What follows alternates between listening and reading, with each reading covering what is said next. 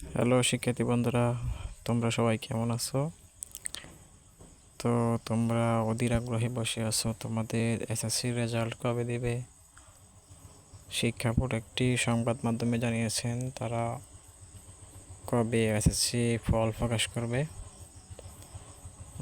SSC ও সমমান পরীক্ষার ফল প্রকাশ হবে আগামী 12ই মে, অর্থাৎ ওই দিন সকাল 10টায় গণভবনে প্রধানমন্ত্রী শেখ হাসিনার হাতে ফলাফল সারসংক্ষেপ ও পরিসংখ্যান তুলে দেবেন শিক্ষামন্ত্রী মহিবুল ইসলাম চৌধুরী নওফেল।